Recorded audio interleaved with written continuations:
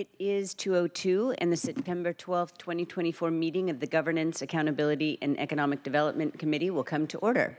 I'm Sarah Nelson, Chair of the committee. Will the clerk please call the roll? Councilmember Kettle. Here. Councilmember Hollingsworth. Present. Councilmember Rivera. Chair Nelson. Present. 4 present. Thank you.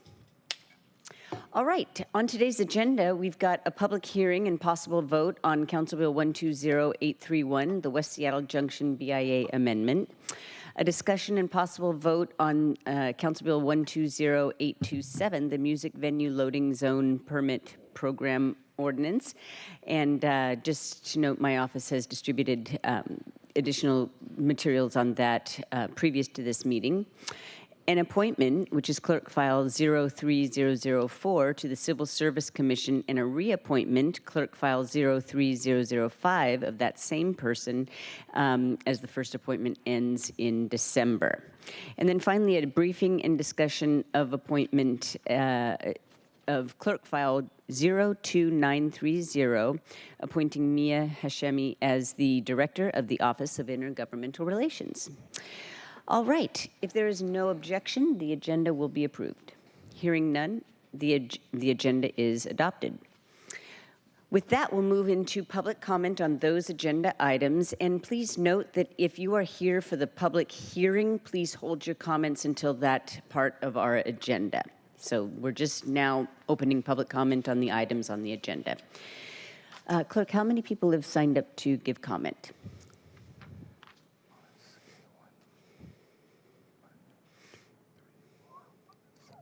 Seven virtual and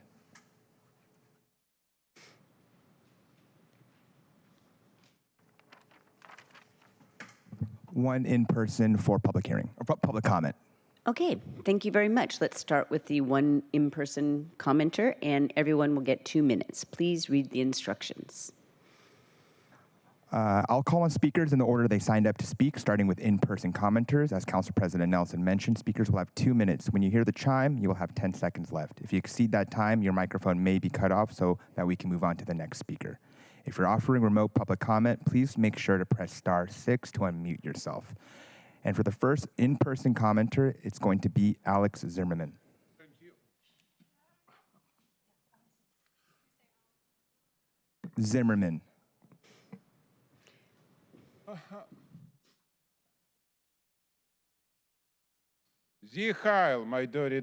Please stop.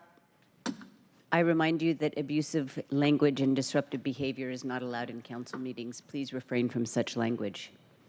This regular language. I speak this language for 1,000 times. What's going on? Is I doing everything legal? You know this. When you want to interrupt me, nothing you understand. What is it? Yeah. Them Nazi fascist junta. Yeah, my name is Alex Zimmerman. I want to speak about agenda number 5, intercommunication relation. We don't have intercommunicate relation. Absolutely not. For the last 5 years, I never see this. 3 years, I never see this. It's gone forever. For example, intergovernment communication, this means between government and people. You don't have public hearing, no Q&A, never. 7 people never have this. Why? Why this before I doing this and in many meetings and right now you don't doing this? Why? Is this communication between government and people? Exactly not. You look what his mayor Harold did. You know what this means? For 3 years he don't have one Q&A. He closed 7 floors, so you cannot ever go and complain. And call to him, I never see answer. Guys, you understand, and you talk me, I cannot talk, and so you acting like a Nazi Gestapo fascist. You are a Nazi Gestapo fascist. Stop. Please have a seat.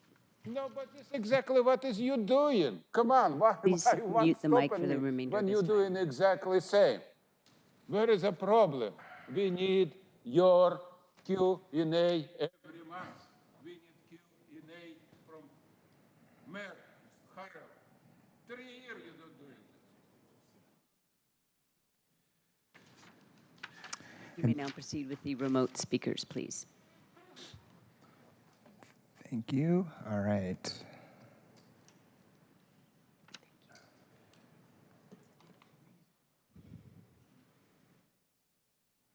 The next virtual public commenter will be Andrew Gustav. You have been unmuted. Hi, good afternoon, ladies and gentlemen of the City Council. First and foremost, thank you for taking the time to hear my comments today. My name is Andrew Gustav. I am the head of school of Tilden School, which is located in the 4700 block of California Avenue. So we would be actually at the very far end of the expansion of the Junction BIA. I'm speaking in favor of this amendment. I am a lifelong West Seattle resident. I was born and raised down the Fauntleroy area and then later moved up to Alki. I've watched this entire neighborhood grow and change from having 4 car dealerships down on Fauntleroy Way to now having mixed-use residential and commercial developments just up and down California. Now I run the very same elementary school to which I once attended. I have seen the work of the Junction Association and the BIA and how it has really kept the small town feel of West Seattle while still adapting and becoming part of the Seattle metropolitan area and keeping us just current. So my hope is that by having this amendment go through and having the Junction Association adopt all the way up to the block that we are located at, we will see a lot of good improvements for my school, which has been here and serving the West Seattle community since 1985. So overall, I really just want to convey that this would benefit the businesses up and down California. It would expand the heart of West Seattle itself and would be a great way for the community to just grow and expand and modernize as we go. Thank you for the time. I yield back whatever's left. Thank you very much, Mr. Gustav. We did request that folks hold their comments for the public hearing section. You're welcome to stay and deliver that message again. If not, we will enter your name on the list as having spoken to this issue in the public comment period. So that's up to you, and this is the first item on the agenda. I do see that Ray Alva, you are also signed up to give comment during the public hearing section, so we'll call your name in that section of our agenda. Thank you very much. Go ahead with the next speaker. My apologies again. Next remote public commenter will be Rochelle Granquist. You have been unmuted.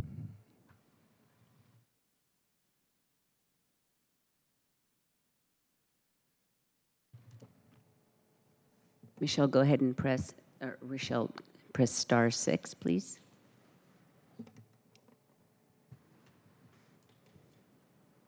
There we go. Thank you. I'm addressing Council Bill 120827, which is regarding the rules for parking and loading at music venue zones.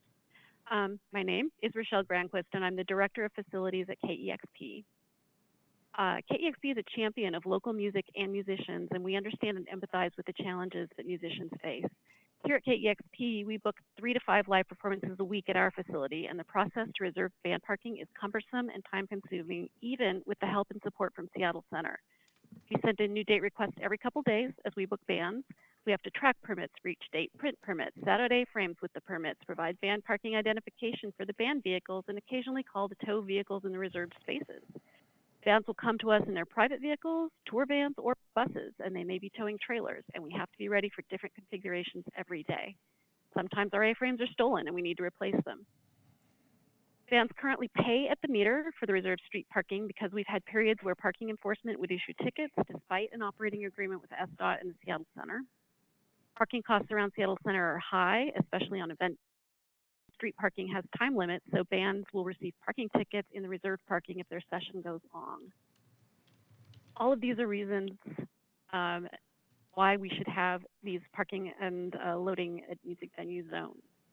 I'm heartened by the work of the Music Commission and Mayor Harrell to address this pain point in Seattle's live music industry, and Council President Nelson for working with the Commission and Council on this effort. The city stepped up once to create priority load-in areas, an appreciated step that was mostly symbolic. Please take the next step by adopting this new and improved curbside designation. Thank you. Thank you. Thank you. Next, we'll have Shayna Foley. You have been unmuted. Thank you, Council. My name is Shana Foley. I spoke with you last time also about the music venue parking zone ordinance that's going into play. I'm the general manager for the Crocodile venues. I have notes and a lot of feedback from the last time we were there in person speaking about this issue. And so I wanted to give some feedback that I've heard from my bands and my community, as well as address one of the questions presented by Rivera on our last meeting, specifically engaged for the artist parking during the moments when we aren't having a performance. So bands will always be able to use our priority loans and spaces as our number one. We have been pushing hard for this, and let me tell you, speaking to bands over the last week has been actually enlightening. We knew they were having trouble, but the number of band members and musicians who I spoke with who listed parking as their number one stressor was a little shocking. And I do think if this does pass, the council will have the appreciation of a lot of very talented people in our city. Running a music venue, as many of you know, is a 7-day-a-week, 24-hour-a-day business. Artist arrival is typically overnight or early in the morning when they're traveling from city to city in a bus or a sprinter. They load in on average 5 hours before the scheduled show time starts or it opens to the public. And even in smaller venues, approximately 3 hours prior to showtime is for load in, sound check, all of those items. A lot goes into the production of a live show before the artist even walks through the door.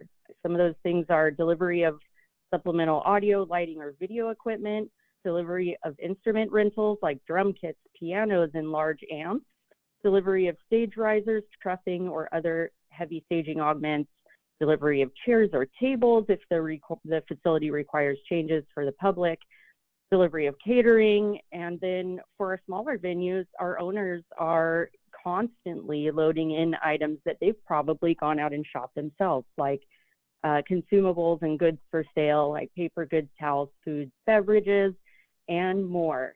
We would be using those load zone areas for a lot of items unrelated to just the parking of the artist vehicle.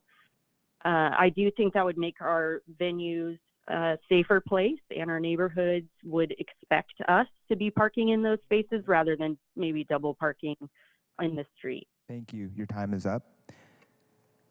Thank you. Thank you. Next, we have Kitty Wu. Is the chimer on?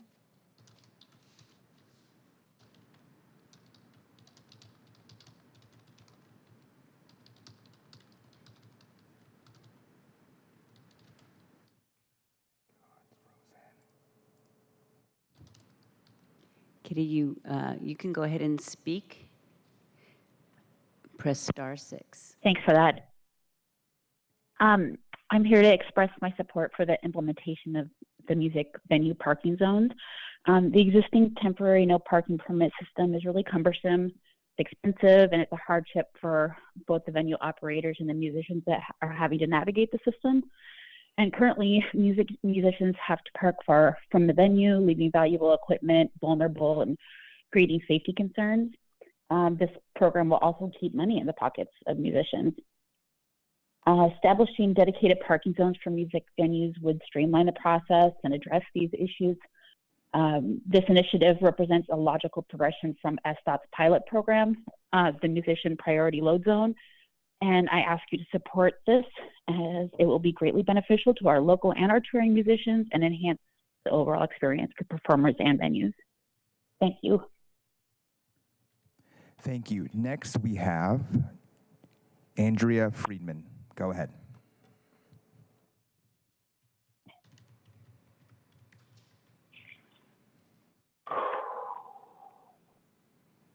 Andrea?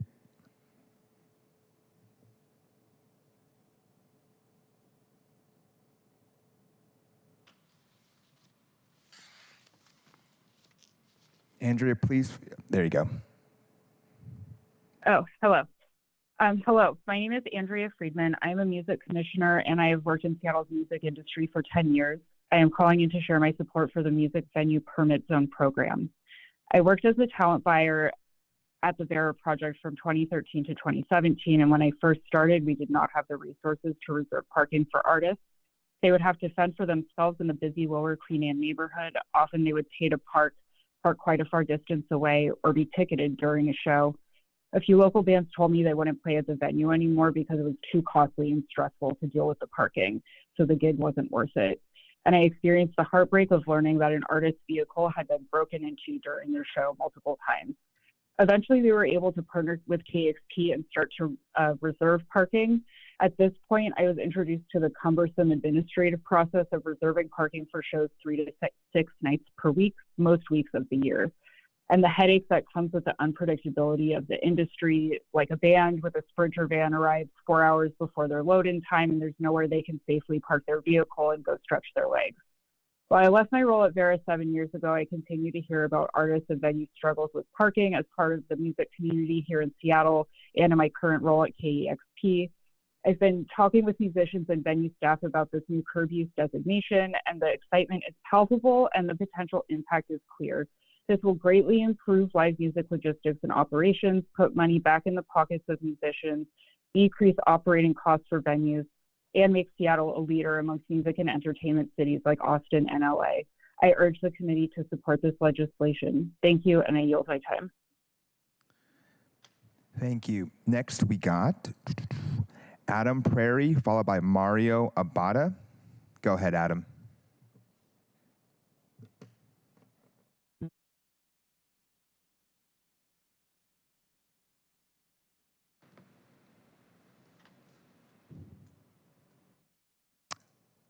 *6. Start. Thank you.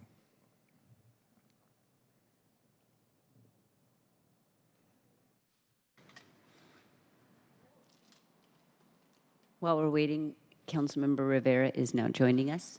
Thank you. Adam, please feel free to press *6. Go on to the next person. All righty. We'll try again, Adam. Mario, you're up next. Hi. Oh, go ahead, Adam.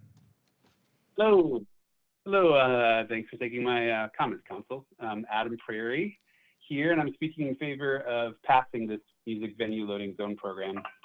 I'm a talent buyer at the Sunset Tavern in Ballard, and I've also played in local bands in Seattle for the last decade and a half. Speaking with my venue hat on, I can say for sure that having the ability to reserve these parking loading spots will be a great help to our operations over the 340 plus shows that we average a year. Every single one of those events will run more smoothly with access to this parking. But speaking with my local musician hat on, I can't stress enough how amazing it would be to have access to reliable parking that's secure, that's close to the venue, and that makes loading in and out easier. It's honestly the dream. The reality is that it's musicians who are bringing folks out every night to each one of our neighborhoods, whether it's Ballard, Belltown, Capitol Hill. And these folks are the ones that are buying pregame drinks at nearby bars, that meet with friends to have dinner before attending the shows. So let's pass this to make it easier for our local musicians to practice their craft in our city that has been and hopefully will continue to be an amazing place for local music to flourish. Thanks. Thank you. Next we got Mario Abada, followed by Marshall Hugh, and then to conclude in a virtual public comment, Jackson Long. Mario, go ahead. Jackson Brown.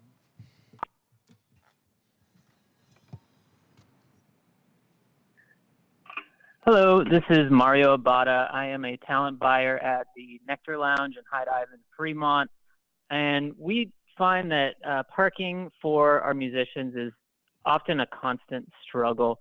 The current status quo system with the temporary no park permits, we find that if people decide to park in those areas anyway, even though there's no parking signs posted and a permit in place, some people have sort of figured out that oftentimes they aren't actually going to get ticketed, and they figured out that the amount of time it takes to tow someone.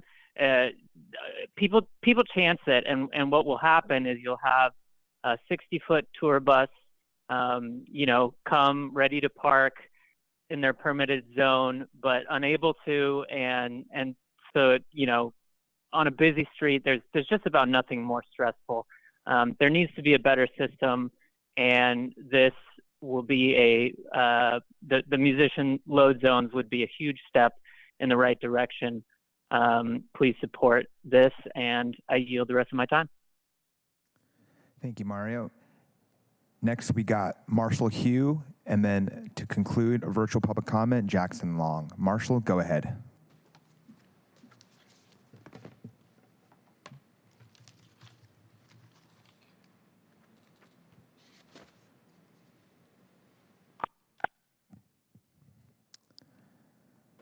Can you hear us, Marshall?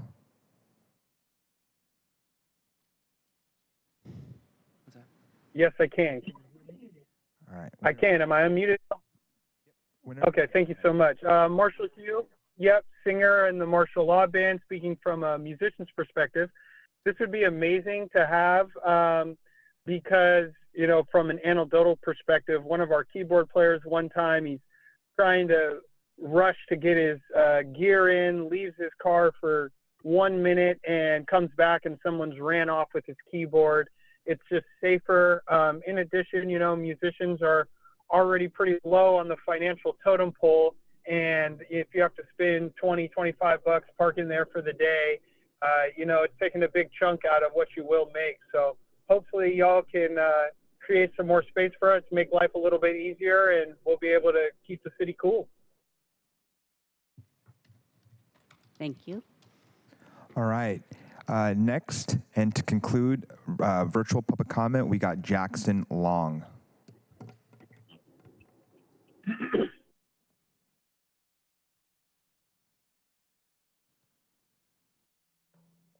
Go ahead, Jackson.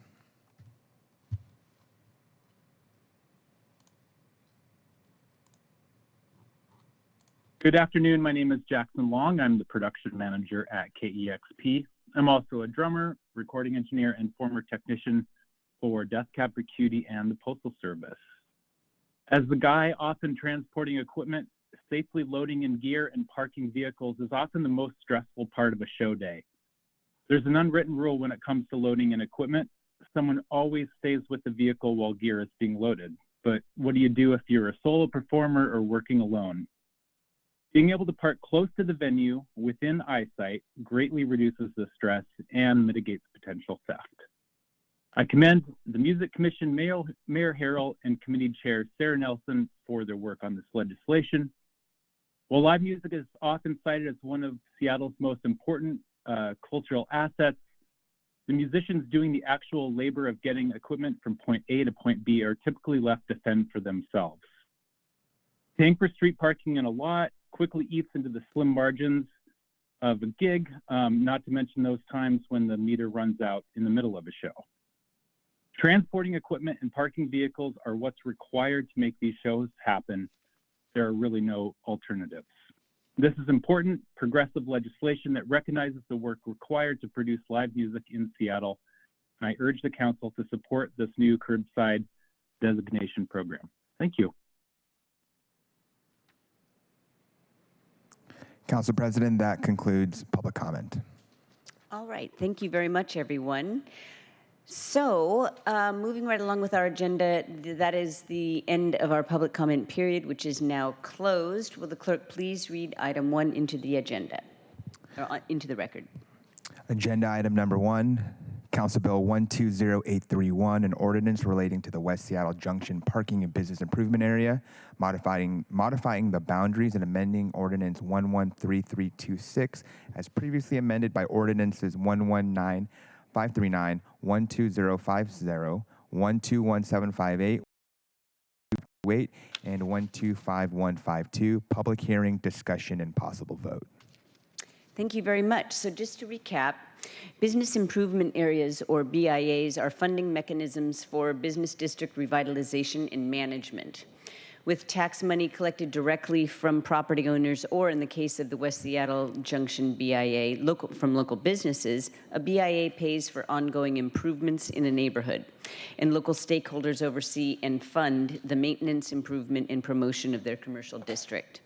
This legislation would modify the boundaries of the West Seattle Junction BIA, adding 32 ratepayers to the BIA, and the Office of Economic Development anticipates that the BIA assessments would increase by 8.2%, or $490,000 per year. There would not be any change to the rates charged to existing ratepayers. The West Seattle Junction BIA was first established in 1987. Its current boundaries were established through Ordinance 124528. And Council Bill 120831 would implement the first change to the boundaries in 10 years. So, RCW 3587A075 allows Council to modify the boundaries of a BIA, expanding or contracting them after holding a public hearing. And expansions must be adjacent to an existing boundary. Notification of a public hearing must include adopting a resolution and mailing notice to all businesses, multifamily, residential, and mixed-use buildings within the existing and proposed BIA. Council set today's public hearing when it passed Resolution 32141 on August 6, which gave 30 days notice of the hearing to make sure that everybody could learn about the boundary expansion and also plan to speak up about this matter before Council. So with that as presiding officer, I'm now opening the public hearing on Council Bill 120831. Clerk, how many speakers are signed up to speak at the public hearing?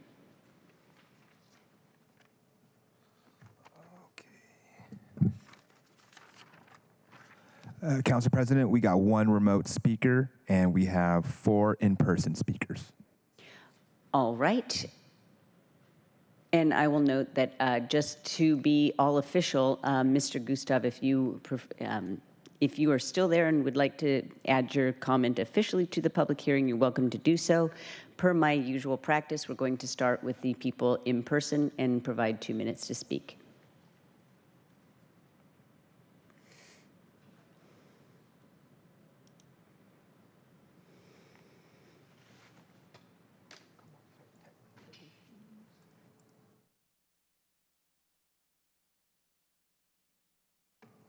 All right. First, we have Allison Herzog, followed by Stacy Woods. Hello, everyone. Thanks for your time today. My name is Allison Herzog, and I'm the president of the West Seattle Junction Association. I'm also a former business owner. I owned a business in the Junction BIA district for 13 years. I can just say, as an organization, we help with events, with beautification, with clean and safe programs. And as everyone knows, West Seattle has grown, the West Seattle Junction has grown, and so this is a natural expansion of our boundaries. So we're expanding 10% just to include a couple streets over that are needing to benefit from our programming. I think that's all I have. Thank you. Thank you. Thank you. Next, we got Stacy Woods, followed by Alex Zimmerman, and then to round it off, we got Danielle Havens. Come on, Stacy.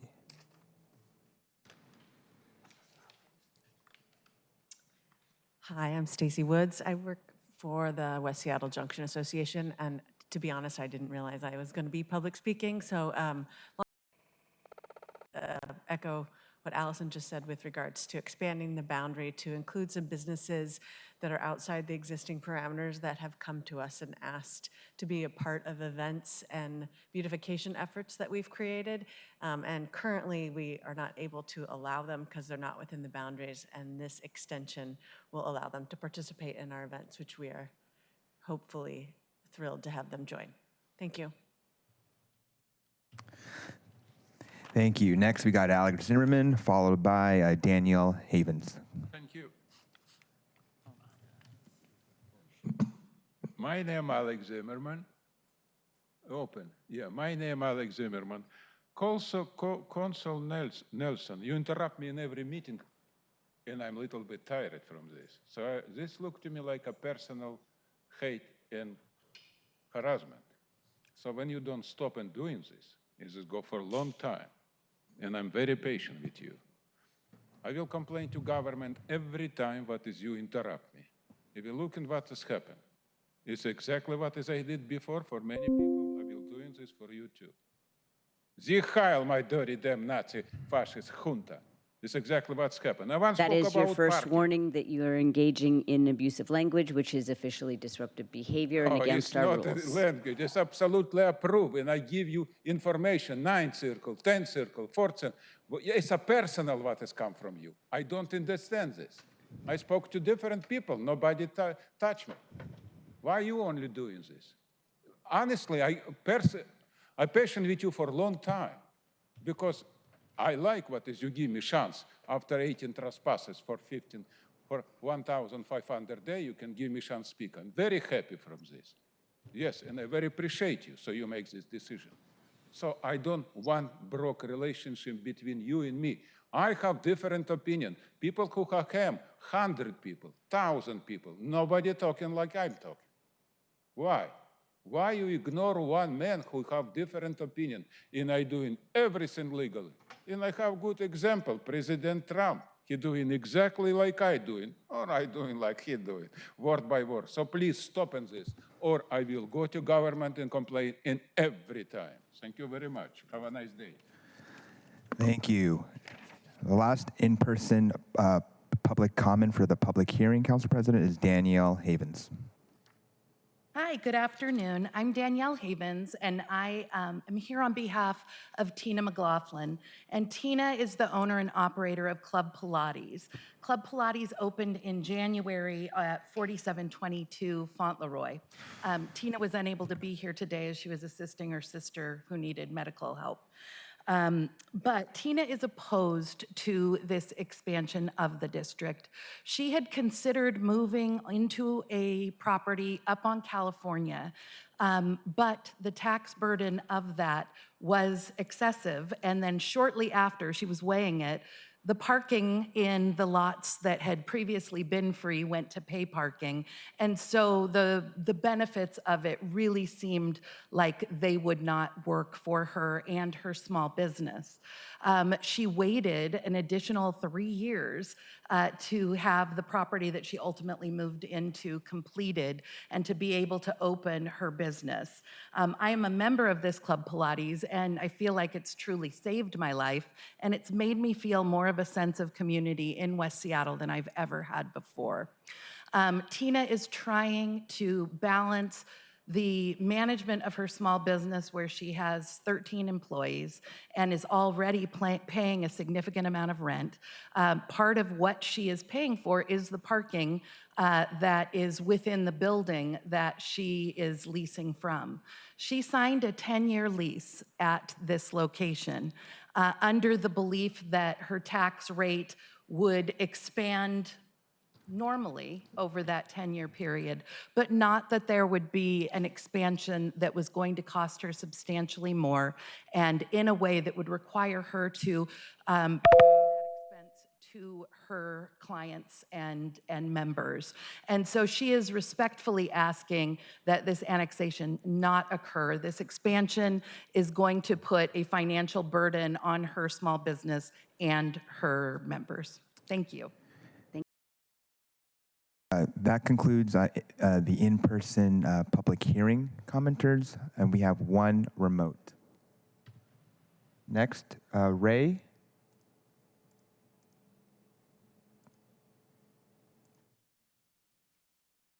Ray Alva. We hear you. Hello. Hi, my name is Ray Alva. I am here on behalf of Molly Moon's Ice Cream. Denise, unfortunately, couldn't be here. She is our CFOO, but everyone in the company is very, very excited to join the West Seattle community. I will be the shop manager over there, so I'm really excited to get involved. I just feel like the BIA has a lot of values that are very similar to the values that we hold at Molly Moon's. And community is something that's really, really important to us. And so we're excited to be a part of West Seattle Junction and continue to grow with all of the other wonderful businesses that are there. Thank you very much. And then finally, Andrew Gustav, we will allow you to say your comments officially during the public comment if you're still there. Okay, looks like he has already left the line.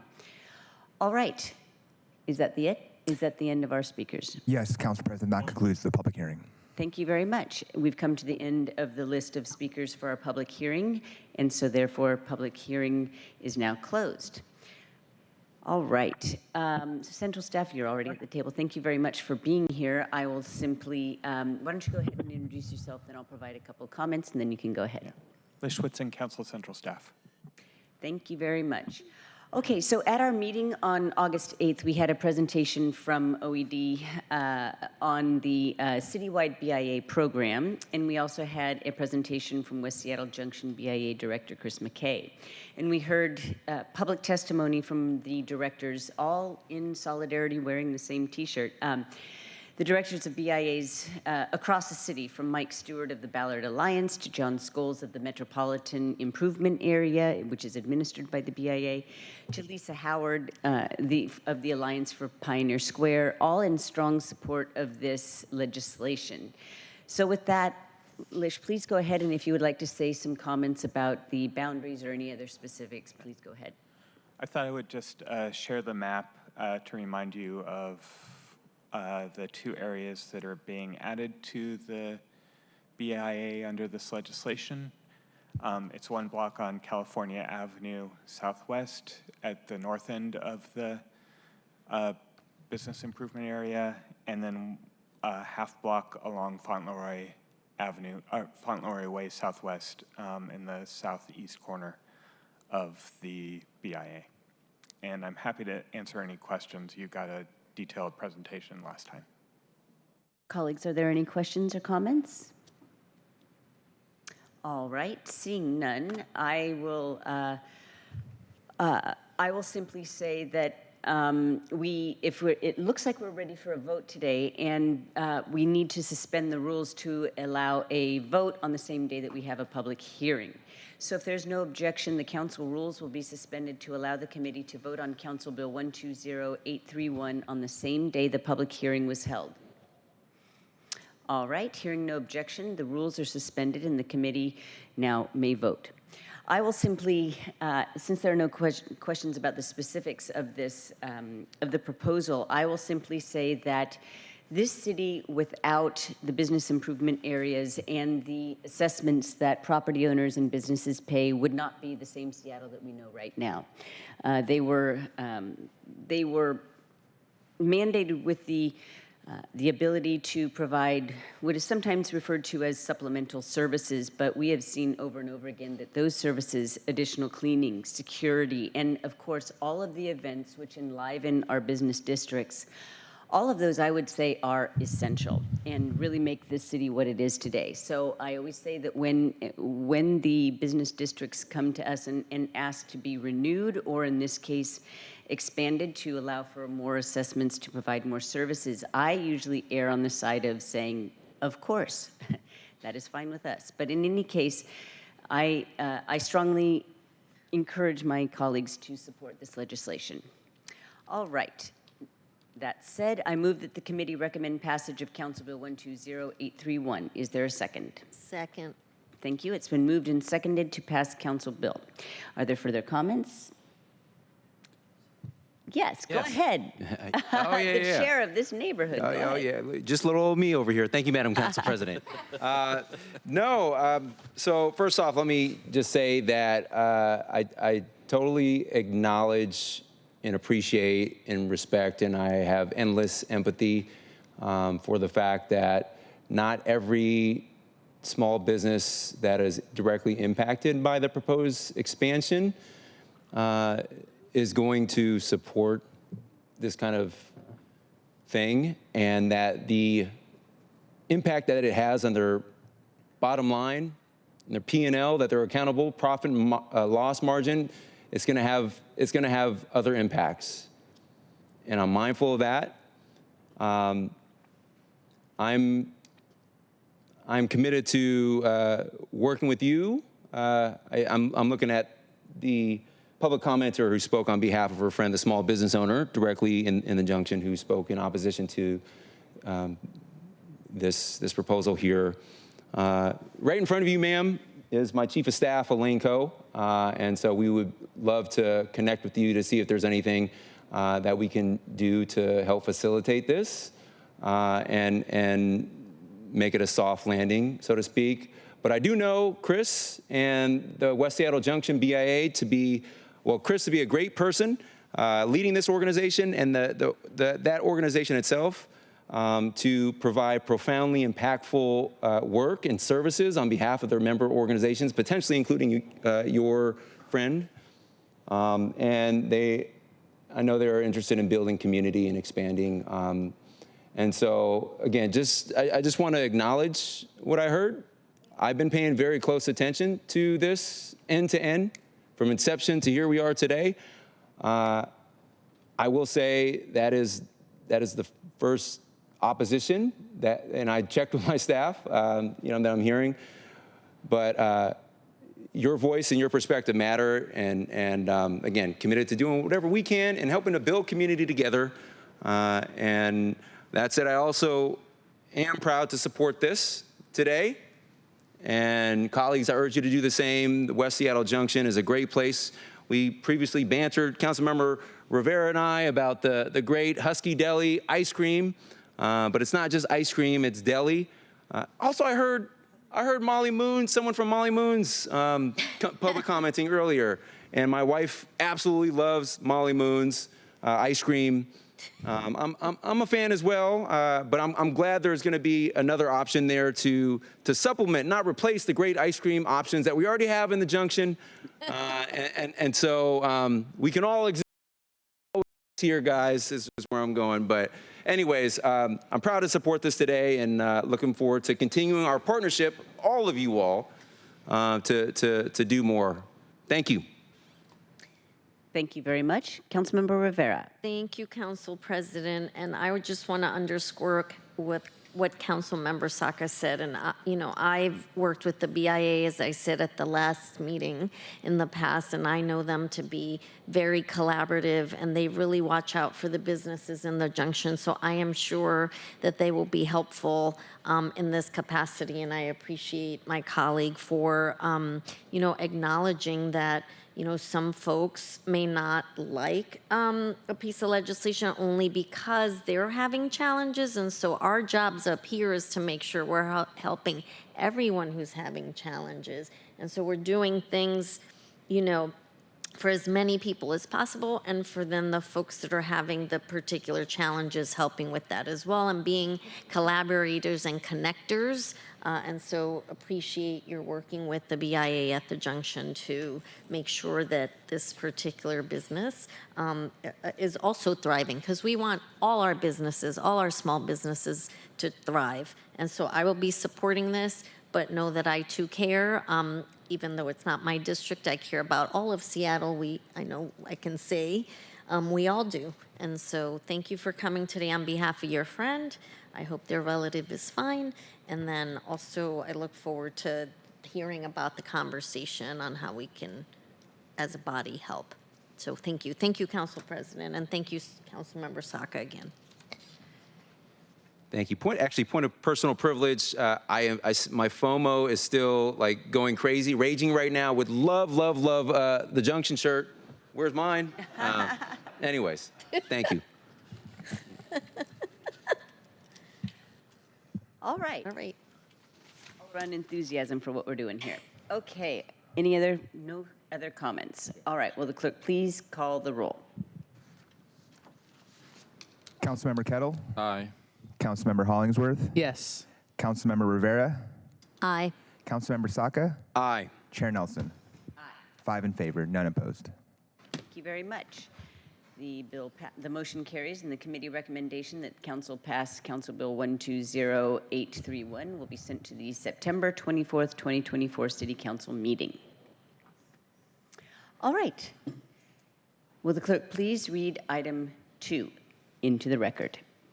Agenda item number 2, Council Bill 120827, an ordinance relating to music venue zones and their use, establishing rules for parking and loading at music venue zones, and adding new sections 11.14.376, 11.23.425, and 11.72.255 to and amending sections 11.23120, 11.23.440, 11.30.040, and 11.31.121 of the Seattle Municipal Code. Briefing, discussion, and possible vote.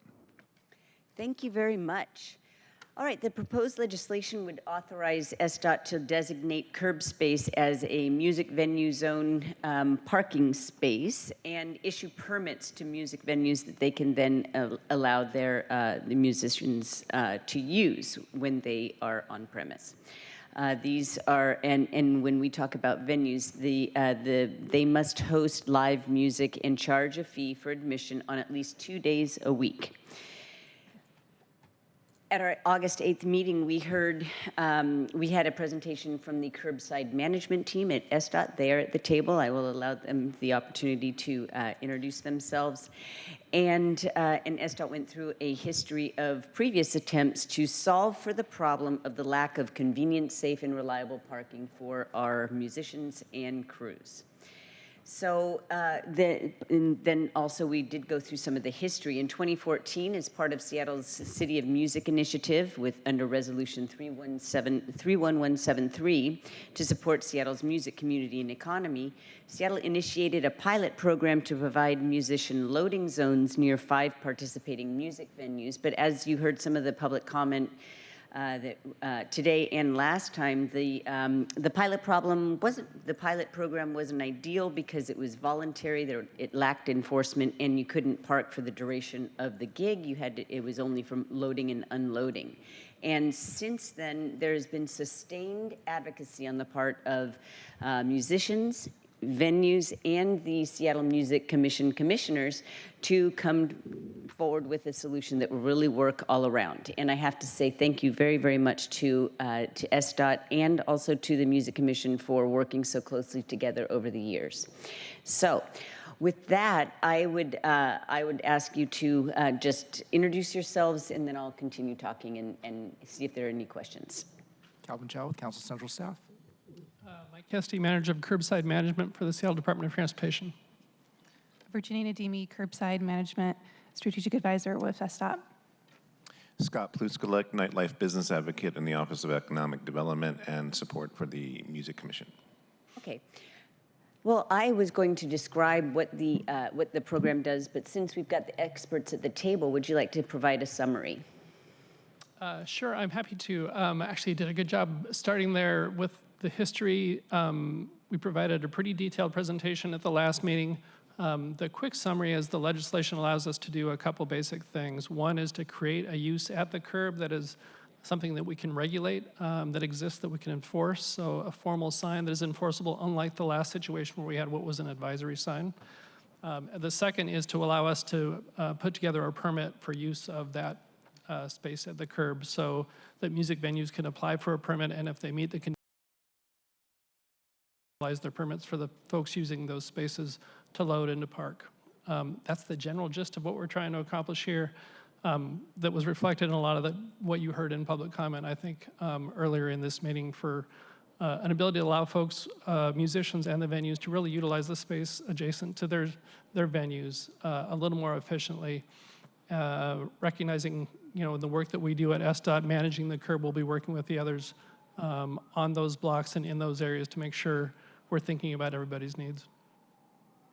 Thank you for that summary. And you might have said this, but I understand that the annual fee would cost $250, and it would authorize each venue to apply for up to 3 on-street spaces, but that would depend on the uses throughout the block and whether or not that's really doable and what their particular needs are.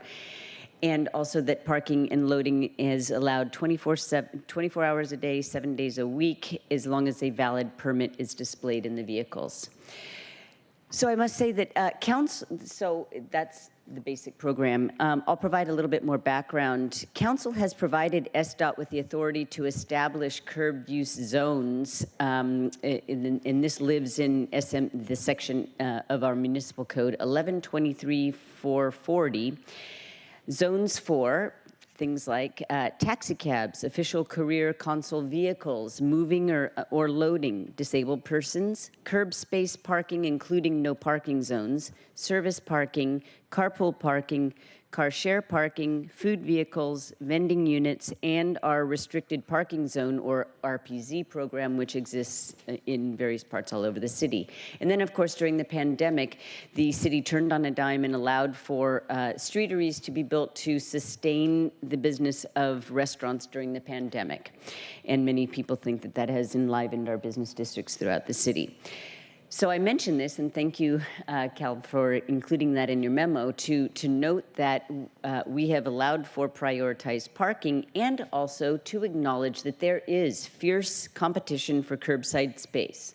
And during last meeting's discussion, I heard questions about taking up valuable space 24/7, and one of our commenters did comment on the fact that we're not just talking about the hours of a show, we're talking about the fact that, and I didn't realize this, musicians show up hours in advance to unload, as do other crew members. So, but following that discussion, I did ask SDOT to make sure that neighborhood chambers and also BIAs across the city were aware of this legislation. Sometimes one is so in the weeds of developing a program that we have to. It takes, somebody else pushing to say, are you sure that folks know about this? And in the intervening time, SDOT has gone into an extensive outreach project. If they hadn't already, they tried to contact a whole list of businesses and business districts, entities, etc. And that list, but for here, it's many lines on an Excel spreadsheet long. That outreach had been conducted. So thank you very much for doing that. And also, just to ensure that I want to point out this, what I think is really important to recognize, that just because this legislation authorizes SDOT to create this program and eventually issue these permits, it doesn't mean they will do so for all of the 33 or 32 venues that have been identified as currently meeting that criteria of hosting a live show 2 nights a week and charging for admission. So that is only the first step, meeting the criteria. Then it is understood that SDOT will conduct the proper outreach and analysis of competing uses on that block. But just to be sure, I have an amendment. And so as the sponsor, I will move that amendment, and then we can continue talking about this. So first, though, we have to move the actual legislation. I move that the committee recommend passage of Council Bill 120827. Thank you very much. It's been moved and seconded to confirm passage of Council Bill 120827.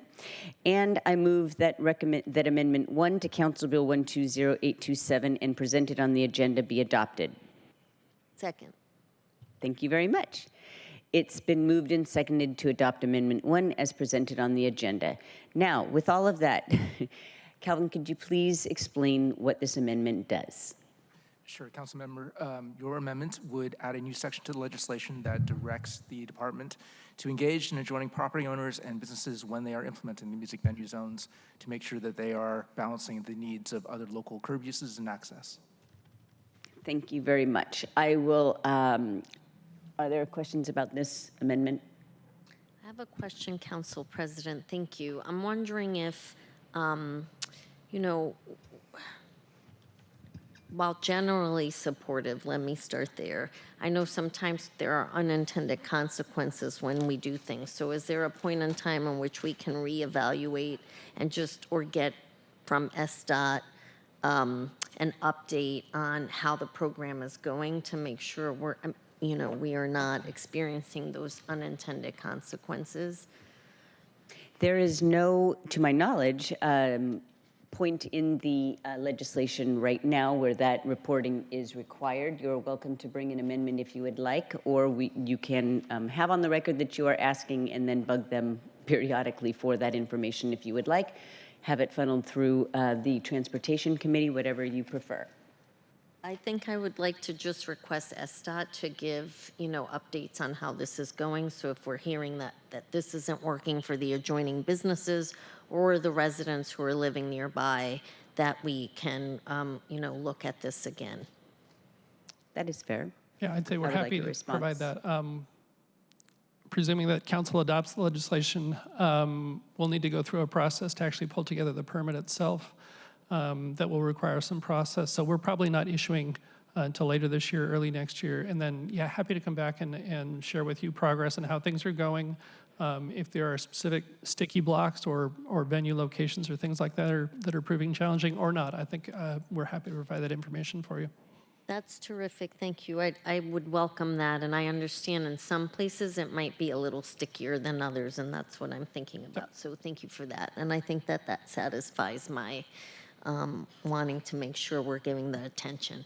So I can follow up. Thank you. Thank you. And I'll note that as Chair of Economic Development, the last thing I want is a lot of negative impact on small businesses that I take it as my mission to represent and support. So thank you. Thank you, Council I President. really appreciate that. Go ahead. Thank you, Council President.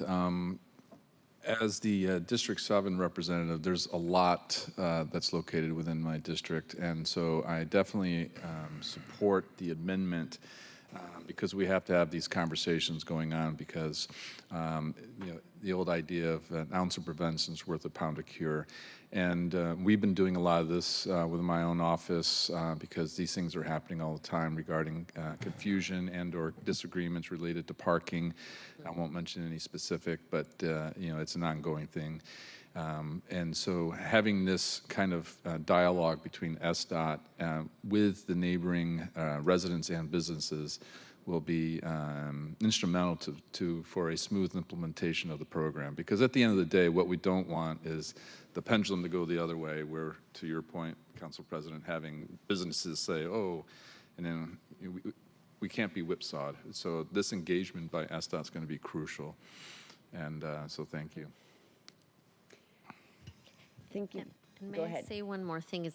There are a number of amazing live music venues in the district I represent that I very much support, and so would love to see something like this to help those venues. And then there are neighboring businesses, so I'm seeing where there might be things that I super appreciate that SDOT will be. Thank you, Council President, for bringing the amendment, and I appreciate that SDOT will be looking at making sure that the businesses and everybody's needs are taken care of, but super support live music. So thank you. Thank you very much. Will the clerk please call the roll, on the amendment? Councilmember Kettle? Aye. Councilmember Hollingsworth? Yes. Councilmember Rivera? Aye. Councilmember Saka? Aye. Chair Nelson? Aye. 5 in favor, none opposed. Thank you very much. The motion carries and Amendment 1 is adopted, and we now have the amended legislation before us. First of all, we've given some information. Are there any?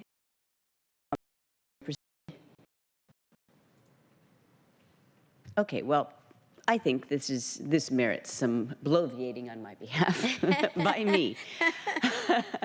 But first, I will say that we talk a lot about supporting the creative economy, growing the creative economy, but what does that really mean? We live in a state where, per the Washington State Constitution, we're not allowed to give monetary support directly to private interests, be they musicians or venues, et cetera. So sometimes the support that we're talking about is hearing feedback and then helping them through our policies. And that's exactly what this legislation seeks to do. And in fact, that is why we have commissions like the Music Commission, the Film Commission, to bring reality to policymakers so that we can help them. So that is what this legislation seeks to do. And but don't take it from my don't take it from me. We heard some public comment earlier, and I just wanted to read some of the emails that you might have received or might have just come to me. So let's start, first of all, with the Music Commission. Jason Clackley sent this email. And having listened to and being present for the last committee meeting, he's speaking directly to the parking impact issue, and the commission notes in their letter, quote, as representatives from SDOT explained in their presentation, their approach is to tailor spaces according to the needs of the block in conversation with each venue and neighboring businesses. If BIAs raise concerns or offer pushback, it should be noted whether they actually have venues in their area. Music venues are an economic multiplier, increasing revenues for neighboring businesses and supporting industries. As Seattle struggles to recover from the pandemic and bring life back to its urban core, supporting live music venues is an important strategy in cultivating a thriving arts ecosystem. The Seattle Music Commission urges Council to pass the music venue parking and loading zone permit legislation. That is from the official voice of the music scene. All right, here's one from Dave Dieterer saying, Dear City Council, this is Dave Dieterer, founding member of Seattle's multi-platinum selling, two-time Grammy-losing, how could we possibly have beaten Kurt Cobain and John Lennon, professional rock and roll group known as the Presidents of the United States of America. I've been engaged in issues related to the local political landscape around music in the past, and then has a whole paragraph talking about his engagement. I currently play in 4 local bands around town and beyond. Loading gear in and out of these venues is universally a tremendous hassle and creates hazards for both the artist and the community. Aside from the obvious frustrations for artists of finding places to park and the risks of threat or theft as one takes multiple loads to and from a vehicle, please consider the hazards to pedestrians, cyclists, and other motorists when vehicles inevitably are double parked in crosswalks at corners, etc., to allow load in and load out of musical gear. The world knows Seattle for a few things: coffee, software, jet airplanes, and music. It seems the least we can do is meet the basic needs of those making this globally impactful music by facilitating safe and convenient access to load gear in and out of Seattle's world-famous clubs and concert halls. That covers a lot of points, and I hadn't considered the impact to our Vision Zero goals. All right. Here's another one. My name is Sean McKillop. I'm the brand director of Rainier Beer, and I support the music venue load zone legislation. Before being tasked to reinvigorate Rainier Beer, I worked in music venues across Seattle. Despite the role of indie venues in shaping Seattle's identity and culture for decades, the financial and logistical burden of hosting touring acts has fallen largely on independently owned venues. Let's support our venues and artists with a simple, low-cost solution: venue load zones. I'm of the opinion there's no reason Nashville should get more music tourism than Seattle. Seattle has produced such a wide range of talent, from Hendrix to Hart, Sir Mix-a-Lot to Macklemore, to the whole grunge genre, Death Cab for Cutie, and so much more. Let's start that journey of marketing Seattle as a music city by passing venue load legislation. And I would add, to market it as a music city where it's easy to find safe and convenient parking. On and on and on. I have emails going on and on and on. We've heard from musicians themselves, venue owners, etc. And I would just simply add my point that musicians and venues in this town need a break. They've been through a lot, and please support this legislation. Yes. Go ahead, Councilmember Kettle. Thank you, Council President. I didn't get my hand up early enough to speak. Abbreviation. And I was looking at the map and highlighting the District 7 pieces that I was referring to earlier. One thing that strikes me with this, and I think it's important to state for the record, is the uniqueness of Seattle. One, I often talk about, if you're at the waterfront or other parts of the city, the water spaces, the bay, the lakes, the cut, and the like, and then having the Cascades on one side and the Olympics on the other. No other city has that. And to add like the evergreen nature of our city, you know, the trees, the evergreen trees, and unique compared to other parts of the country. I've lived across the United States, but then also the Native community. Those things that make Seattle unique. And I think, and I had my own version of Sean's email, and so I was going to highlight, but you did so well, you know, from a music scene. And that is another thing that really separates us out. And then Sean notes about Nashville. You know, we can go toe for toe. And I think that's another thing, music is another thing that separates Seattle from other cities across the country. And it should be embraced as part of the package from when people come here from near or far, whether they're coming from across Lake Washington or across the country.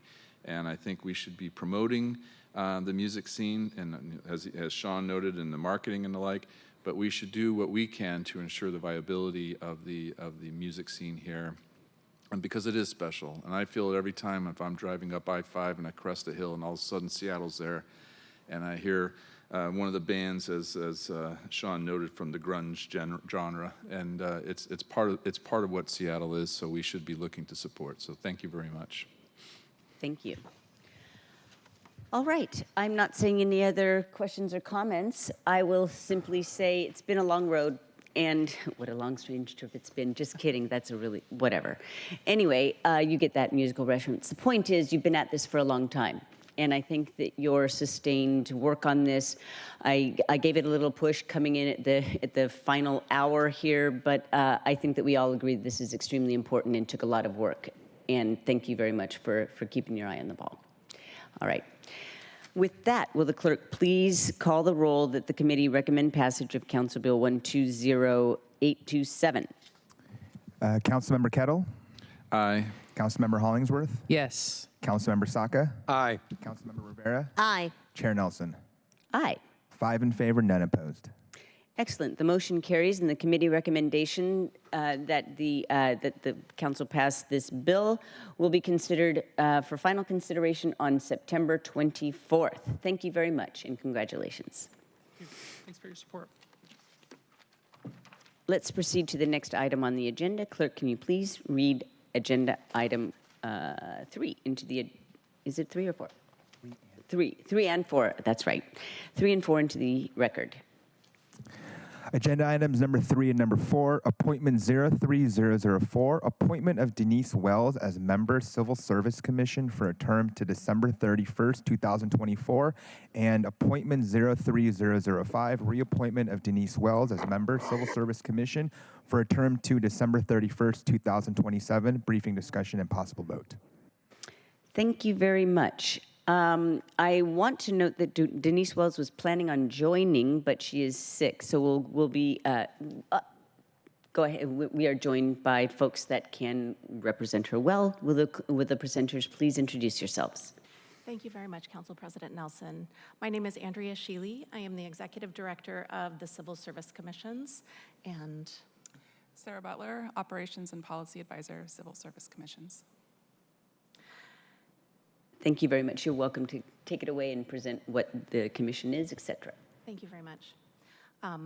As you mentioned, unfortunately, Denise Wells, the candidate that I am here to introduce, was too ill to be here with us today, but I think she is watching on the Seattle channel.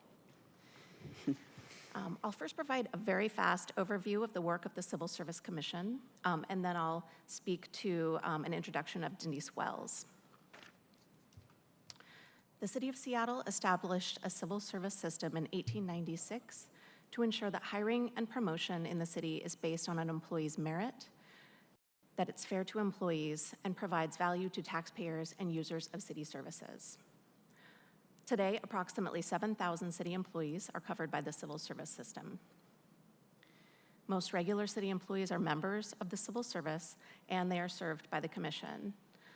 Some classifications are exempt from the civil service, including appointed positions, elected positions, assistant city attorneys, and positions in the executive series, as well as the entire Seattle Public Library. There is also a separate civil service system for sworn firefighters and police officers, and that is overseen by a separate commission. The duties of the Civil Service Commission are to hear employee appeals of serious discipline and render decisions on those, They only hear appeals of demotion, suspension, and termination, and that is usually an alternative pathway for employees who are also represented by a union, and they can choose whether to pursue the Civil Service Commission or their collective bargaining, grievance, and arbitration processes. The commission also conducts political patronage investigations.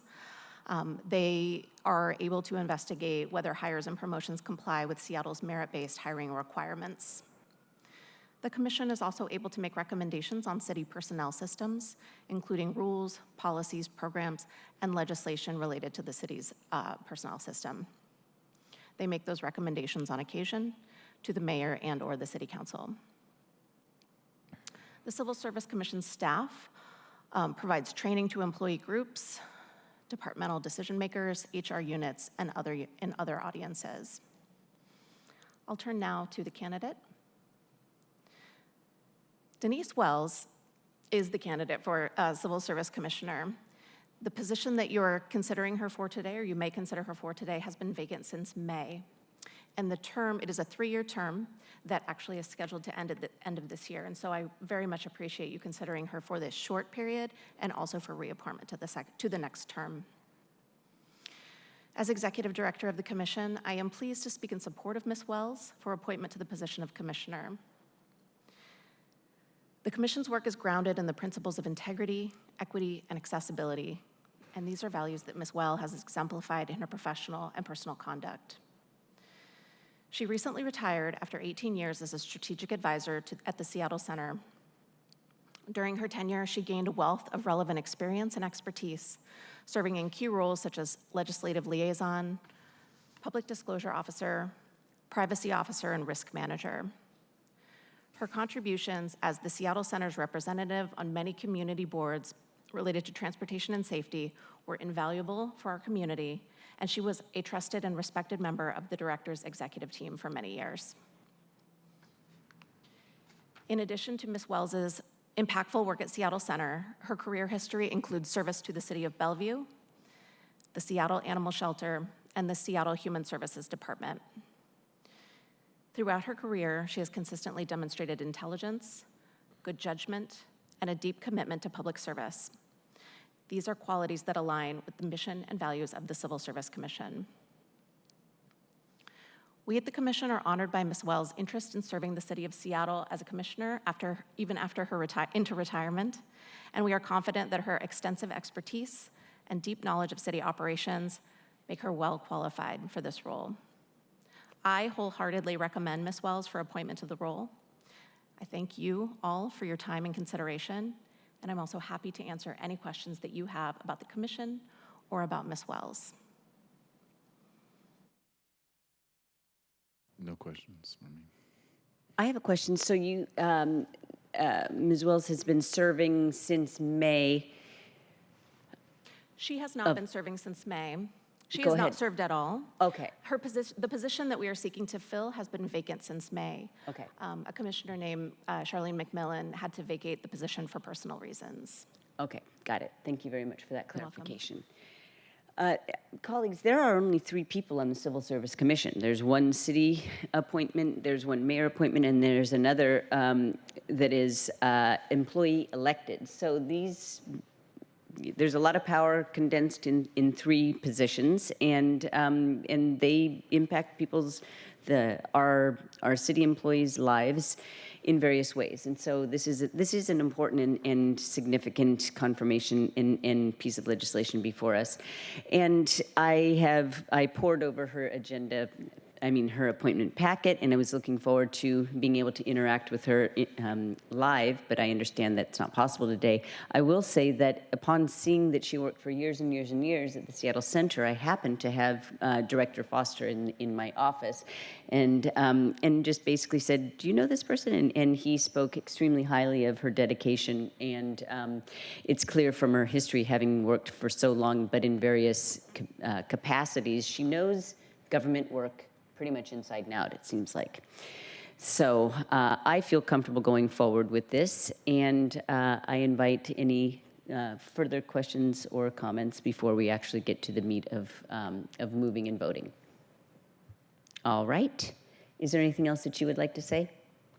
I really appreciate you sharing Director Foster's perspective. That's nice to hear.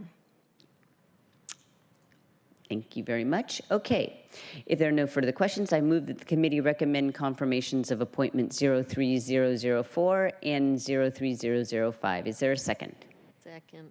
Thank you. It's been moved and seconded to confirm appointments 03004 and 03005. Will the clerk please call the roll? Councilmember Kettle? Aye. Councilmember Hollingsworth? Yes. Councilmember Saka? Aye. Councilmember Rivera? Aye. Chair Nelson? Aye. 5 in favor, none opposed. Thank you very much. The motion carries, and the committee recommendation to confirm the appointments will be forwarded to the City Council for final consideration on September 24th. Thank you very much for coming today. Thank you and all for having us. congratulations, Ms. Wells. All right. Clerk, would you please read our last item into the record? Of course. Agenda item number 5, appointment 02930, appointment of Mina Hashemi as Director of the Office of Intergovernmental Relations, briefing and discussion. Thank you very much. While our folks are coming to the table, I just want to thank you very much for your patience. You've been sitting back there for a long time. Yay, you watched historic legislation get voted on, but I just wanted to explain that it is my practice to finish business that we started previously in other committees, and then the second priority is to get through faster things before spending time on longer things. So thank you very much for being here. I appreciate the answers to your questions, and so before we get into the meat of your responses, I will let you introduce yourselves, and then please proceed, Deputy Mayor, with your presentation or your introduction. Thank you so much, Council President, and very much appreciate you handling the substantive business first. I also know many ice cream options in West Seattle now that I look forward to also pursuing. We're here today to present Mina Hashemi as the mayor's nominee for Director of the Office of Intergovernmental Relations. Thank you, Council President Nelson and council members for hearing us today. Our city's success is often tied to the relationship we have with the governments around us. That includes regional, state, federal, tribal, and international governments. OIR, our Office of Intergovernmental Relations, plays a critical role in building and strengthening our relationships with these neighboring governments. That allows us to tackle common issues more efficiently and to amplify our city's voice. We couldn't be more excited to have you consider Mina Hashemi as Mayor Harrell's nominee for the Director of OIR. There we go. Thank you. I understand each of you have had the opportunity to engage with Interim Director Hashemi over the past several months since she has joined the city. She's been hard at work building relationships with each of you, with our city departments, and with representatives of other governments. I know she's also been busy gearing up for the forthcoming state legislative session, including strategic planning on a refresh of the city's state legislative agenda. Interim Director Hashemi brings extensive experience collaborating with the various levels of government. She joins us after several years at King County, where she was a pivotal member of Executive Constantine's leadership team, fostering relationships with county council members and regional governments. She also has strong ties with state legislators, having served as the executive director of the House Democratic Campaign Committee. Her reputation as a collaborative problem solver preceded her when we were looking for our next director. And we heard this as a consistent message with her colleagues and those who know her work. She has a clear track record of navigating complex, tricky intergovernmental issues in a diplomatic way that brings diverse voices to the table, ensures everyone feels heard. Director Hashemi also has broad community support. Our team spoke with state legislators, tribal governments, representatives from business and labor associations, all of whom strongly supported her nomination. Also, her staff at OIR, who had worked with her in her previous capacity at the county, could not have been more enthusiastic in supporting her as their next director. She's a natural leader who excels at bridging political divides and finding common ground. And as I have personally interviewed and worked with her, I am confident in her ability to steer OIR and our city towards success. I like to say beyond her resume, her experience, her skills, I have found her to just be a strongly proactive person who seeks to create positive and tangible change for the betterment of our city, both its government and its people. And I think you will find, as I have, that she does it with intelligence, with positivity, and with mutual respect for all. Council members, I greatly appreciate your consideration of Mayor Harrell's nominee, and I know the mayor does as well. With that, I'll turn things over to Mina for her introductory remarks. Thank you. Thank you, Deputy Mayor Wong, for your kind words and your confidence in me. And good afternoon, Council President Nelson and members of the committee. Thank you for the opportunity to be here today and for your consideration of my appointment as Director of the Office of Intergovernmental Relations. I also want to thank you for your support for me personally over these last 4 months, as well as your support for the team at OIR and our diverse work portfolios. I hope in the short time that you have known me, I've also gained your trust and your confidence. I'm so excited about this position. It's been an honor and a privilege to serve as interim director and to use my passion and expertise to lead an incredible team of talented staff, build relationships with the new council, and to serve Mayor Harrell and our departments as we work together to produce results for our city. While I've done this type of work for a while, it's rewarding to finally serve the people of Seattle, the city that I call home, in District 3. I've had the opportunity directly to serve elected officials at the state, regional, and local level, working directly for an executive and a legislative body. In each role, I've gained valuable perspective and demonstrated my ability to forge relationships with people from diverse regions, backgrounds, and political ideologies. I'm excited to use this experience to help the council achieve your policy goals.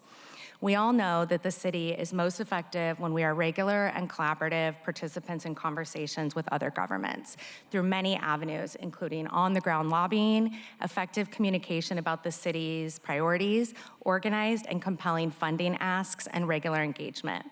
OIR plays such an important role building and stewarding positive relationships on behalf of the city and connecting us with government partners at the regional, state, federal, tribal, and international level. And our work spans every department in the city. But we can only be successful when we have a focused, organized agenda and plan, the right team in place, and strong relationships and understanding of our external partners. Most recently, in my role at King County, I was also a stakeholder of OIR.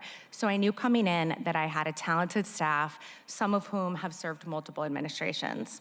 So it's been a matter of how we organize and focus moving forward on issues that are important to the city's needs and how we effectively communicate with our government partners.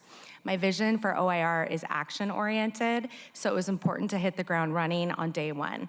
In the 4 months that I've been here, I focused on setting the city up for more success in the 2025 legislative session by working closely with the council and the executive to redesign the city's state legislative agenda to a shorter and more concise document. This, coupled with earlier engagement with legislators and stakeholders this fall to find shared alignment, will be a key component to our success next session. I've also put a heavy emphasis on OIR's critical role identifying funding solutions to address our city's budget crisis.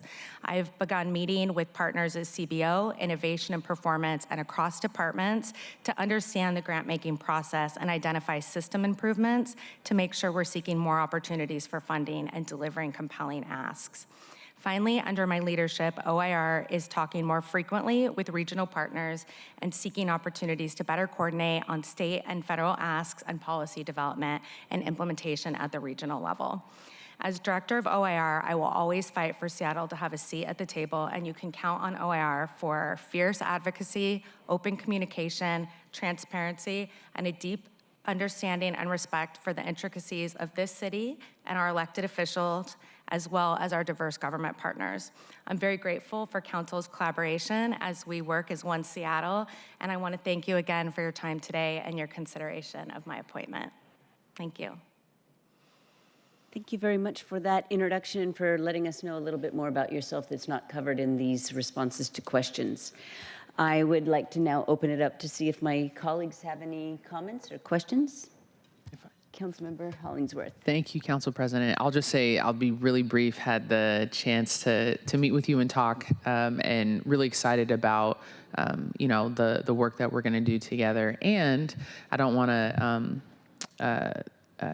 I will promote, but you do live in District 3, so we won't ask you who your favorite council member is, but just playing. But I'm looking forward to all the work that we're doing, and I really appreciate the time that you spent with our office, and I'm assuming other people to ask us, like, hey, what are our priorities are, and how can we help integrate those with city departments and the executive, and all the pieces that, go into the legislative sausage making that will happen, soon in January. So just want to thank you and looking forward to the work that we'll do. Thank you. Likewise, thank you. Councilmember Saka. Thank you, Madam Council President, and thank you, Director Hashemi, for being here today. A terrific level of engagement and initial collaboration that I've had directly with you, that we've had together in our respective offices. And also excited to partner together. Let us continue these motions, but I do really appreciate the initial collaboration and willingness to partner together to achieve our shared goals and so many things. So this role, it's a really important role, I think. One of the most important of the, 40-something executive departments.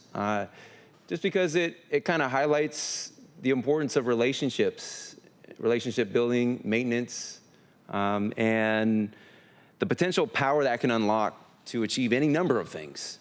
And also this role is, one could make the valid argument that this role is sort of a mini Secretary of State, if you will.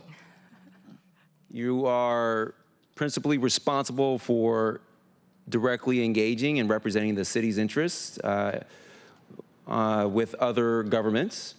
And so because of the strong diplomatic overlay, I heard Deputy Mayor Wong talk about diplomacy and teeing this up today.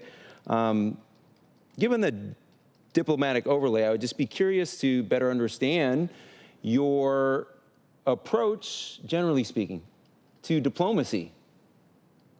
Thank you for the question, Council Member. I appreciate that. I appreciate the comparison to a Secretary of State. Mini. I think that my general approach has always been to be a consensus builder.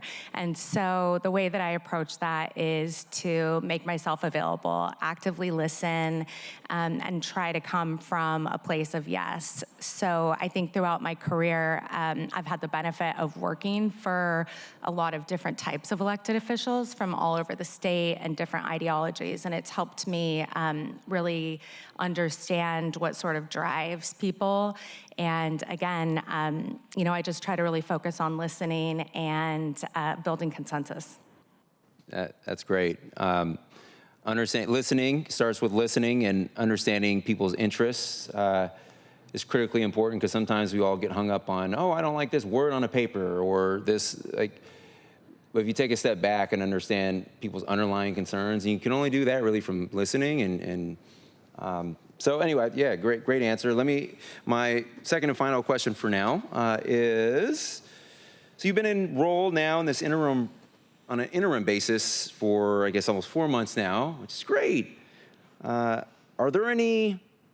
you have any initial observations in terms of the work you and the OIR team does, and with respect to potential opportunities for launching new strategic initiatives?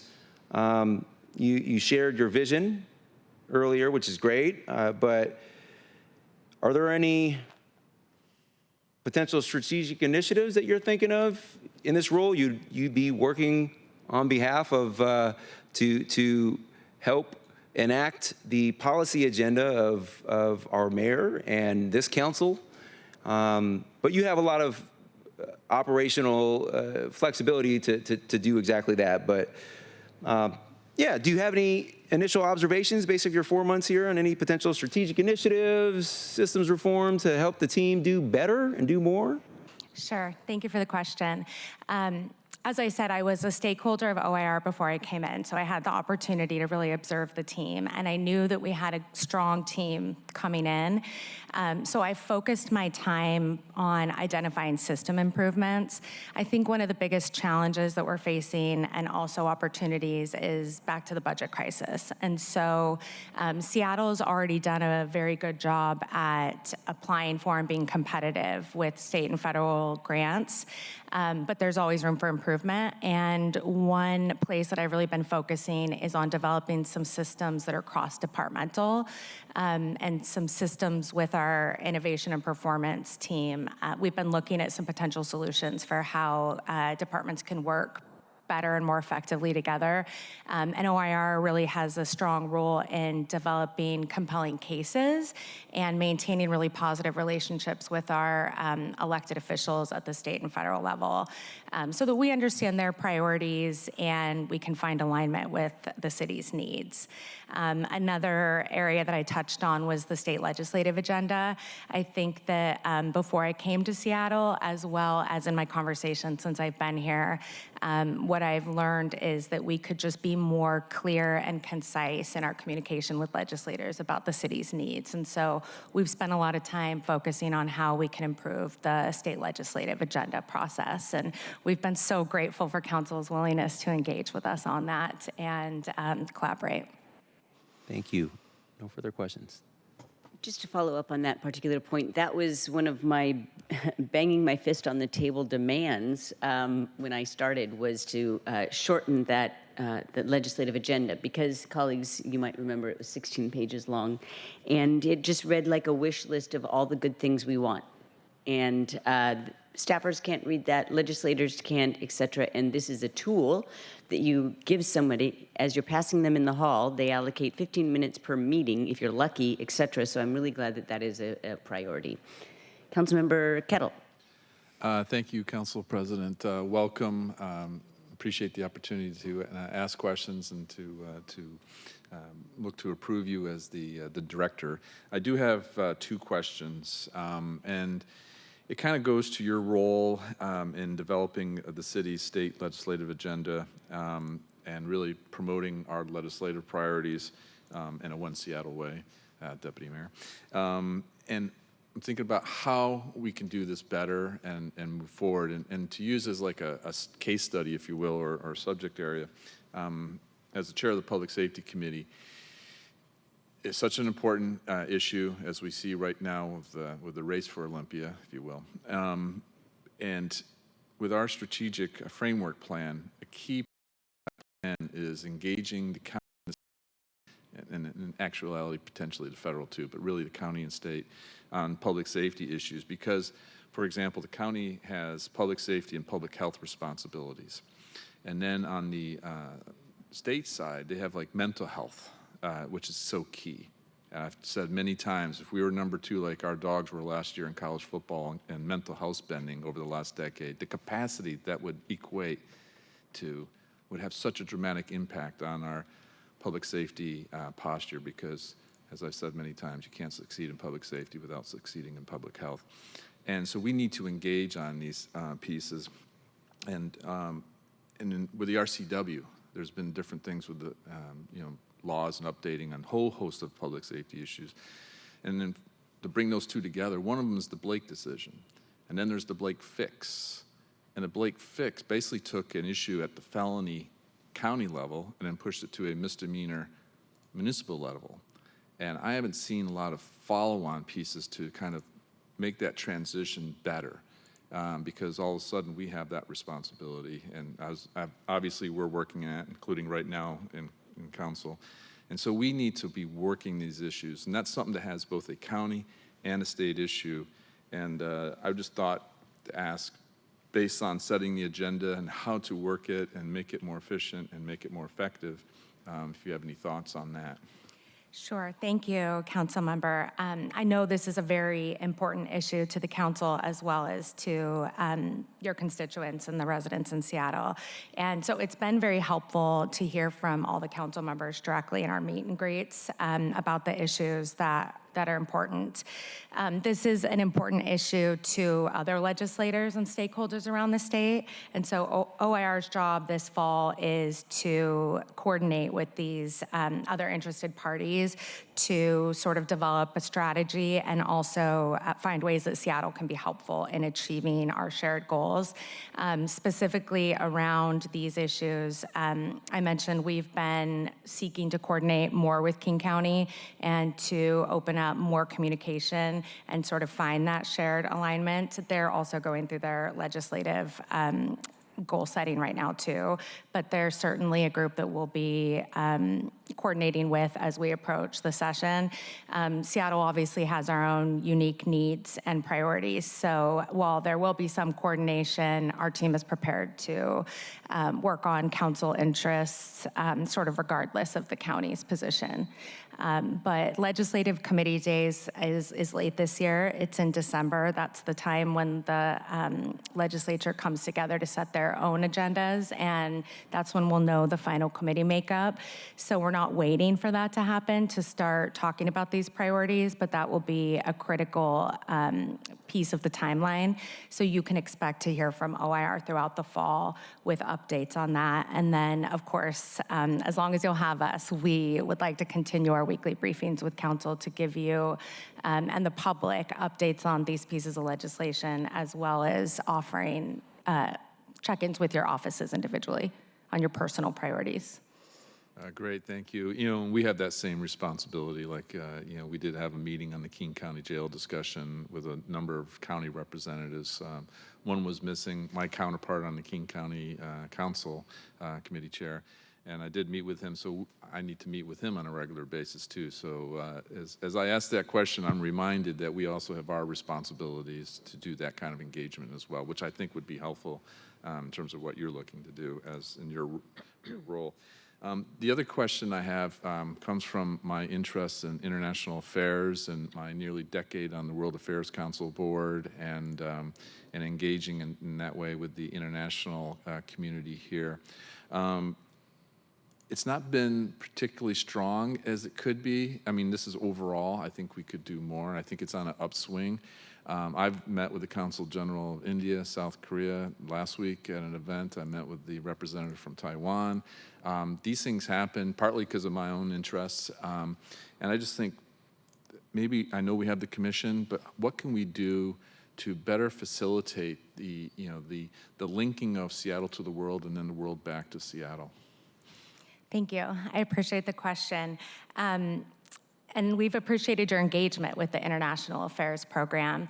You know, we've got a director who is, we've got two positions in that portfolio, and there's certainly more that we could do with our sister cities. You know, it's a big body of work to the point that I think that we have a moratorium on accepting more sister cities. But our team has been talking about ways that we can engage our sister cities next year, especially now that folks are back in person. It's been a while since we've actually been able to bring folks in and do some networking. And so we're looking at some opportunities for more in-person events next year, especially given that there will be some budget challenges that might make it more difficult for us to do international travel. We're trying to look at ways to find ways to do that here at home. I would welcome your ideas and feedback, and probably will be reaching out very soon to set up some time to meet with you and hear some of your ideas too. Thank you. I'm a little dismayed that we can't have a sister city in England like Manchester. The fact that I'm first generation with parents from in between Liverpool and Manchester had nothing to do with that question, so strike it from the record. So noted. Strike it from the record. All right, thank you, Council President. Thank you. I have a question. Council, okay. I can go after you. One thing that you noted in your comments and also in your response to the written questions is one of the greatest challenges and opportunities is getting Seattle money for our infrastructure projects, and I completely agree. And I have 3 staffers in my office who all worked in Olympia, and they remind me that the capital budget is one of the most bipartisan things that Olympia does and that comes out of Olympia. And so therefore it's important to really have relationships with people across the aisle.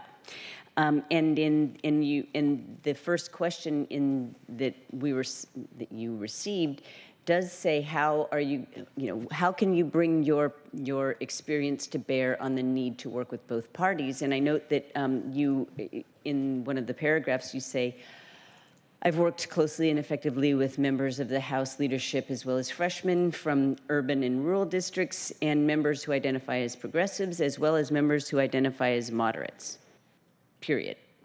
And so I'm really hoping that you've also had experience working with Republicans and conservatives, because that's really going to be important for getting us the dollars. So can you speak a little bit to that? Sure, Okay. sure. Thank you.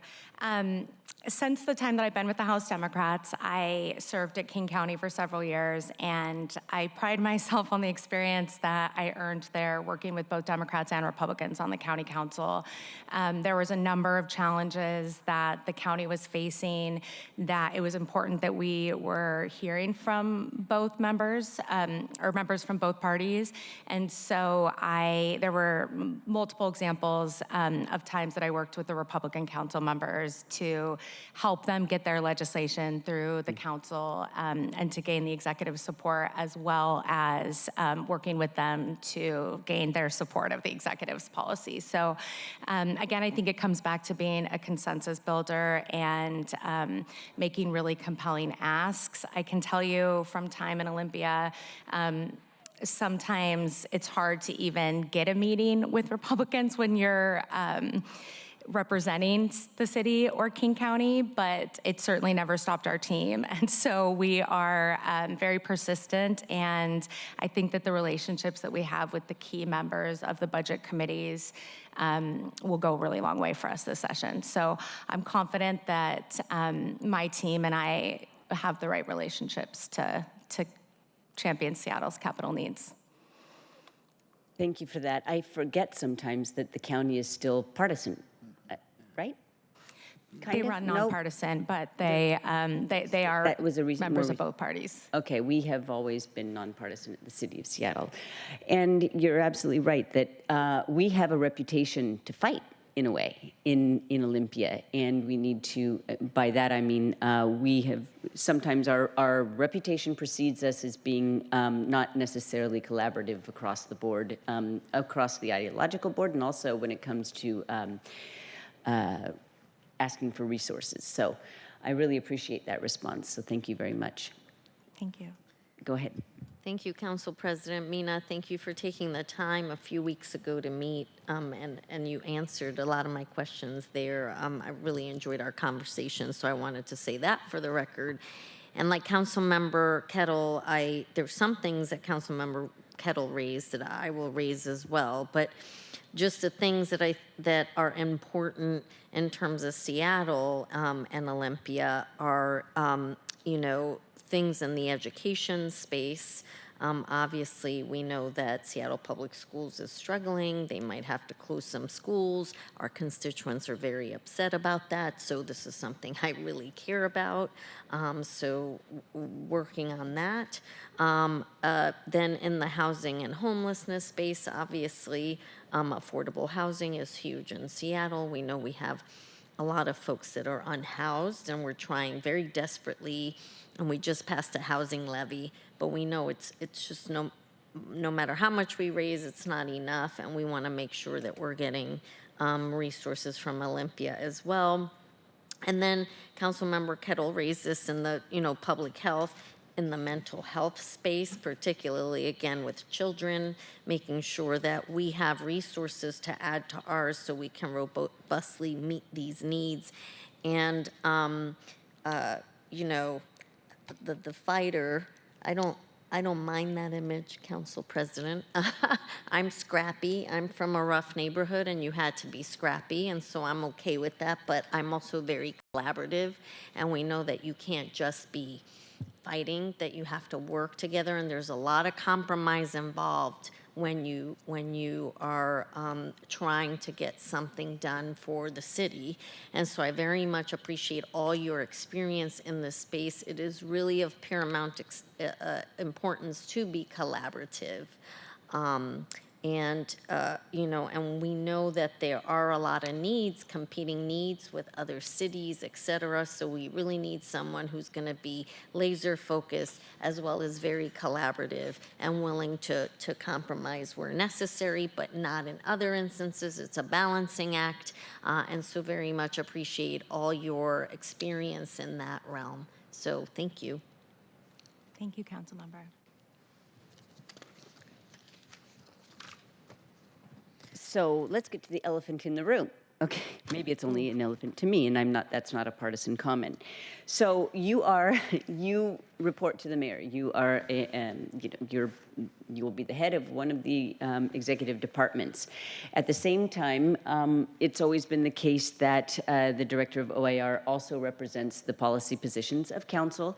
And not only do you represent not only is that difficult, 2 branches of government, now you've got 9 council members to serve as well. So, and there were some questions that aimed to get at this in here, but have you ever had an experience where, let's not be hypothetical. We've already talked about some public safety things. Councilmember Saka has expressed interest in having some law changed around another public safety item in there. Now, what will happen if there is a bill and the mayor has one position and council has expressed, or a lot of council members have expressed a difference? I understand who you really have to work for, but how can you also at the same time help us, as you note in your response? Thank you, Councilmember, or Council President. OIR takes our very unique role of reporting to the mayor and the council very seriously. Throughout our history, there have been examples of times where the executive and either the collective council or an individual council member have had differing views. And so it's something that the team at OIR thinks about a lot and we talk about a lot.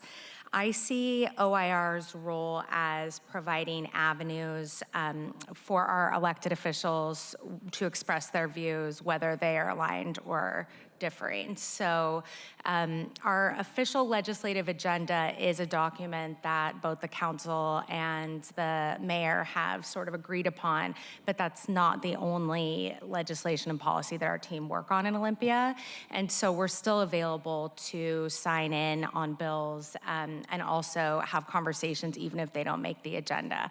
Furthermore, if there's a piece of legislation that just one council member is supporting, or maybe a few, even if it's not an official policy of the city of Seattle, our team wants to make sure that any representatives from the city are well positioned and prepared to provide effective testimony. So whether that's sitting with you and helping you write your testimony, or role-playing testimony, preparing letters in opposition or support, we're available to do all of that. And to illustrate that with a couple examples, last session when Councilmember Wu joined, the legislative agenda was already sort of set. And so she expressed interest in supporting the historic preservation bill. And so our team worked with her to help prepare some comment and testimony on that. I think another unique example is the AWC, which stands for the Association of Washington Cities, to which Seattle is a member. Council members Strauss and Morales are the council's representatives there, so they often have to be prepared to speak on issues that are AWC priorities, but not necessarily priorities of the city of Seattle. So we take a lot of pride in being very responsive to council and making sure that you've got what you need during the legislative session. Thank you. I'll note that because our legislative agenda was so long and contained so much that I abstained the past 2 times because there were things in there that I did not agree with, and I didn't want to have my name on a piece of legislation endorsing a 16-page document that I didn't fully agree with. So I appreciate differences of opinion. And the way, some of the things that I can think of is if there is, and also the legislative agenda is simply a template. It's a guide. Because things come up all the time in Olympia, you have no idea what bills are going to be live, and so therefore you spend a lot of time on things that don't even see the print. You know what I mean? So I can just anticipate that I'll express that if something is coming up and the executive has a position on a live bill, when you provide that we really didn't see coming, when you provide the briefings on Monday mornings. If you could just be articulate about that, be transparent about the position, and then if there are council members that do not agree, if you are open to just letting them know when there will be a hearing and when they might have the opportunity to express their position, at least we kind of know where the differences lie. That would be really helpful. Sure, yes, yes. And I'll add that, the software that we use to track legislation, we do have the ability to keep an eye on individual pieces of policy in real time. So we can absolutely commit to working with you to make sure that you've got that information. Got it. And I will note for my colleagues that every single department has a legislative agenda too. So you're tracking a lot more than we actually know right now. So I do want to acknowledge that. Okay, are there any other questions? Okay, seeing none, thank you so much for your time here. And we will, we're not voting obviously today. We will consider your appointment and a possible vote at the council meeting, no, at the committee meeting on the 16th, if I'm not mistaken. Can you please confirm that? Yes, that's confirmed. The possible vote will be this upcoming Monday, 9:30 a.m. in the Special Governance Accountability and Economic Development Committee. Thank you very much for your time. Thank you, Council President. Thank you, Bye. council members. If there is no other business, this meeting is adjourned at 3:51. Thank you very much.